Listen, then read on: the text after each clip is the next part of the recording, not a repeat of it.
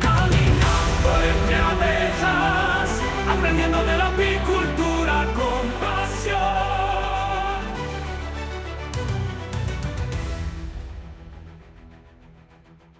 A ver, quiero que imaginemos una escena.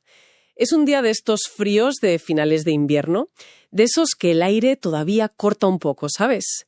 El jardín parece, pues, totalmente dormido, casi nada florecido, y sin embargo te acercas a unos arbustos y oyes un zumbido. Hay abejas, activas, trabajando como si no hubiera un mañana. ¿Y qué hacen ahí? Pues están en un avellano común, un Corylus avellana. Hoy vamos a analizar a fondo esa relación, una que es bastante inesperada y, como veremos, a menudo se malinterpreta mucho.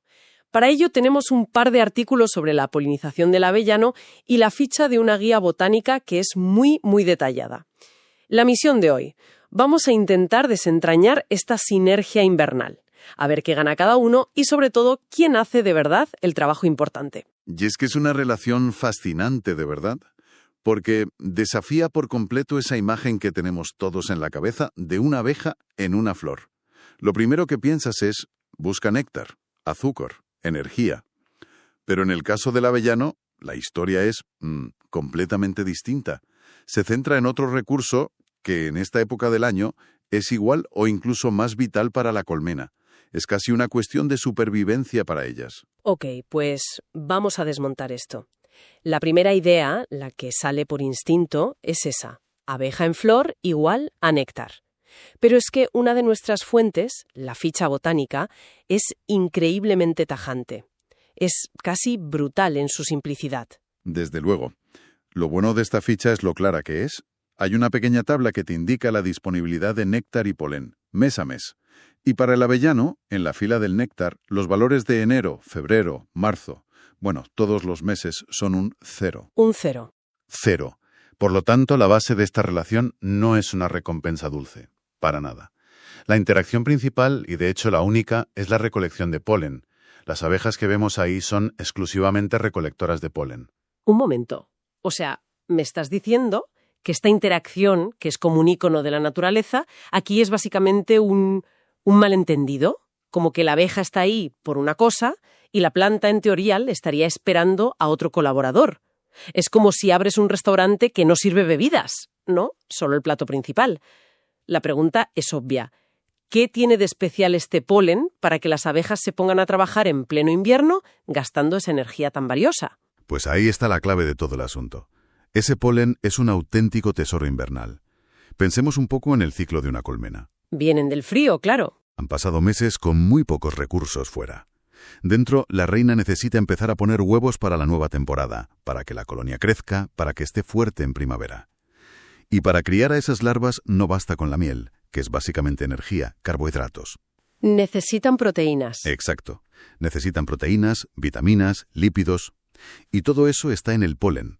El polen del avellano es una de las primerísimas fuentes de proteína de alta calidad que hay en la naturaleza al salir del invierno. Es, literalmente, el combustible que arranca el motor de la cría en la colmena. Su supervivencia depende de esto. Y la fuente de ese tesoro es muy característica. La ficha botánica tiene una imagen muy buena. No estamos hablando de una flor típica, con pétalos de colores. Hablamos de los amentos. Son esas estructuras que cuelgan, alargadas, como una especie de espigas de color pardo amarillento. Parecen casi secas, pero si las tocas en el momento justo, liberan una nube de polvo. Ahí, en esos amentos, es donde se produce todo ese polen que las abejas buscan con tanto afán. Es una estructura que está perfectamente diseñada para su función, que luego veremos. Recuerdo la primera vez que toqué un amento maduro en un día seco, y vi esa nube dorada explotar. Es abrumador. Y sobre el polen en sí, hay un detalle curioso que sale al comparar las fuentes. Un artículo lo describe como de color amarillo claro. Pero nuestra ficha botánica, en el apartado color de la carga de polen, es mucho más específica, casi poética. Lo llama amarillo azufre. Amarillo claro frente a amarillo azufre. A ver, suena más bonito desde luego. Pero esa pequeña diferencia de matiz ¿Importa de verdad o es solo un detalle para puristas? Pues fíjate que importa, y mucho. Para un apicultor con experiencia, saber identificar el color del polen que traen las abejas en las patas es como leer un informe de mercado. Ah, claro. Si ve que sus abejas vuelven cargadas de polen amarillo azufre a finales de febrero, sabe exactamente dónde han estado, sabe qué recursos están aprovechando, le permite entender la salud de su entorno y de sus colmenas. Y para un botánico esa precisión es fundamental. No es solo amarillo. Tiene un tono específico que lo diferencia del polen del sauce, por ejemplo, o del álamo que también florecen pronto. Es un identificador clave. Vale, entiendo. La abeja va a lo suyo, a por su tesoro amarillo azufre. La imagen es muy clara. La abeja cubierta de polen volando de un amento a otro. Y el pensamiento lógico, el inmediato, es perfecto. La abeja recoge comida y a cambio poliniza la planta. Un trato justo. Pero resulta que no. No es tan sencillo. Todas nuestras fuentes coinciden en que la abeja no es la protagonista de esta historia. Exacto. Este es el gran giro argumental. El avellano es una planta de polinización anemófila. Anemófila. Es una palabra técnica, sí, que significa simplemente que es polinizado por el viento. Y esto es una estrategia evolutiva fascinante. Significa que la planta no necesita gastar energía en pétalos vistosos, ni en perfumes, ni en néctar. Todo su presupuesto energético va a una cosa: producir una cantidad astronómica de polen. Porque sabe que la mayoría se va a perder. Porque sabe que el 99% se va a perder. Es un juego de números, no de seducción. Una estrategia de fuerza bruta, vaya. Totalmente. Las flores masculinas, los amentos, cuelgan y son flexibles precisamente para eso, para que la más mínima brisa las agite y libere esas nubes masivas de polen al aire. Y las flores femeninas son todo lo contrario. Son diminutas, ¿no? Diminutas, casi invisibles, unos pequeños penachos de estigmas rojos que apenas asoman en la yema de la rama. No necesitan ser vistosas, solo necesitan ser pegajosas y estar bien situadas para atrapar ese polen que viaja a la deriva. Espera un momento. A ver si lo entiendo. Si el polen es tan valioso para la planta, que es su única forma de reproducirse, y lo produce en masa para que se lo lleve el viento, ¿no le está haciendo la abeja un flaco favor al robarlo de los amentos? ¿No es una especie de ladrona oportunista en este escenario? Es una pregunta excelente porque nos obliga a mirar la interacción con más detalle. Y la respuesta está en la propia mecánica. Me gusta la analogía del buffet libre que decías antes. El avellano pone un enorme buffet de polen gratuito. Las abejas van a llenar sus cestas. Y yo añadiría que es un buffet donde la comida es tan ligera, tan volátil, que el simple hecho de que los comensales se muevan y se sirvan ya crea una polvareda que alimenta a los que están al otro lado. La torpeza de la abeja es en realidad parte del diseño. Ah, qué buena imagen. O sea que al moverse por los amentos, al vibrar con su zumbido y al rascar con las patas para coger el polen, la abeja se convierte en un agente liberador. Ayuda a que ese polen salte al aire. Precisamente. Ayuda a poner el polen en circulación. Una parte la transportará ella misma a otra flor. Sí, es verdad.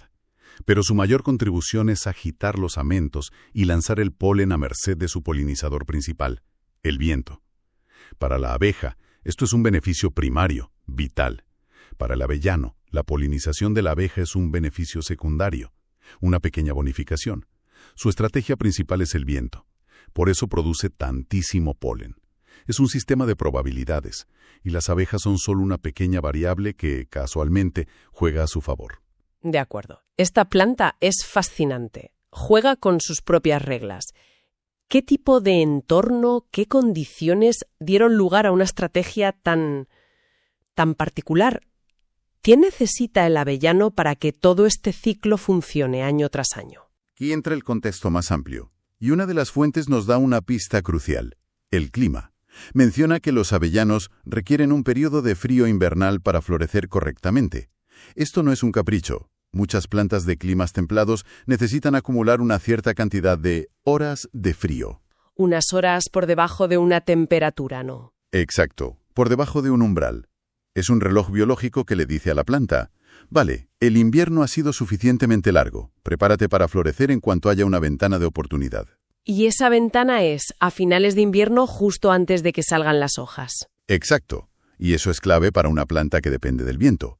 Florecer sin hojas significa que no hay obstáculos. El polen puede viajar libremente. Si tuviera que esperar a que las hojas brotaran, gran parte del polen se quedaría pegado en ellas y nunca llegaría a su destino. Todo el ciclo está perfectamente sincronizado. Eso en un entorno natural, pero si lo llevamos al cultivo, a la producción de avellanas, la cosa se complica, ¿no? Una de las fuentes menciona la polinización cruzada como algo clave. Para un agricultor, ¿eso qué significa? ¿Tiene que plantar una variedad de avellano y al lado otra distinta? ¿Como si fuera un puzzle? Es exactamente así, un puzzle genético y logístico. No basta con tener avellanos y viento.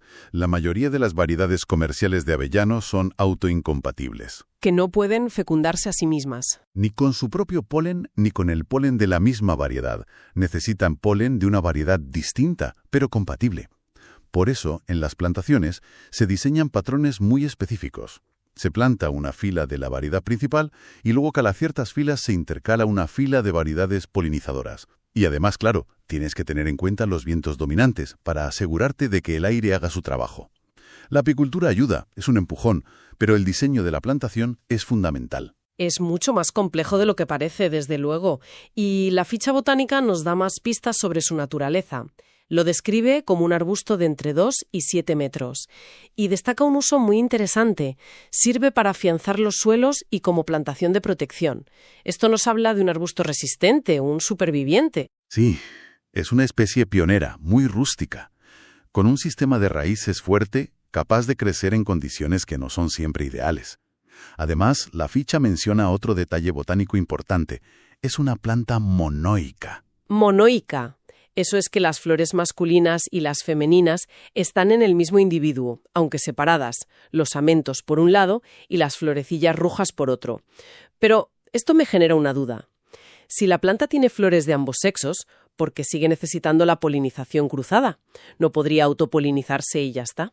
Se ahorraría un montón de problemas. Es la pregunta del millón en biología vegetal, y la respuesta es diversidad genética. Aunque técnicamente podría, y a veces ocurre, la mayoría de las plantas, incluido el avellano, han desarrollado mecanismos para evitarlo.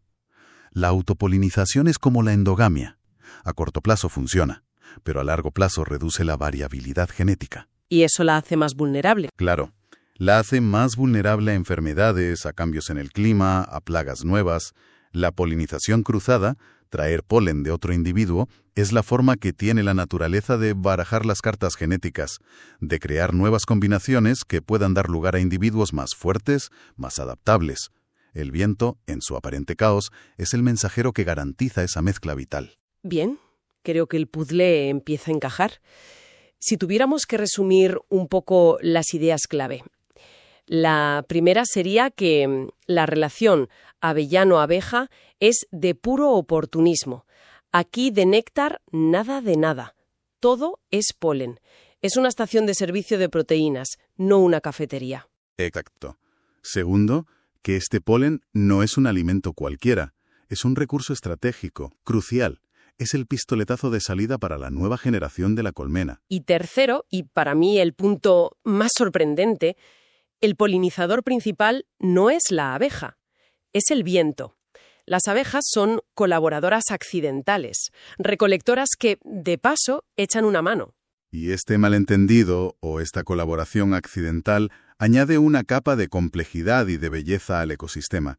Estas interacciones que son menos obvias, estas sinergias de plan B, son fundamentales para la resiliencia del conjunto. Que las abejas tengan comida tan temprana gracias a una planta de viento, y que esa planta reciba una pequeña ayuda extra, demuestra lo interconectado que está todo. Entonces, ¿qué significa todo esto? Pues que en la naturaleza las relaciones no siempre son lo que parecen a primera vista, que la simbiosis tiene muchísimos matices y que incluso en los días más fríos y aparentemente inertes hay una actividad frenética y vital sucediendo si sabemos dónde mirar. Y esto nos deja con una última idea, para darle una vuelta. Si el viento es el principal responsable de la reproducción de especies tan importantes como el avellano y de muchos otros árboles de nuestros bosques, cabe preguntarse cómo impacta la creciente fragmentación de nuestros paisajes con edificios, carreteras y otras barreras en estas corrientes de aire invisibles de las que depende la supervivencia de ecosistemas enteros.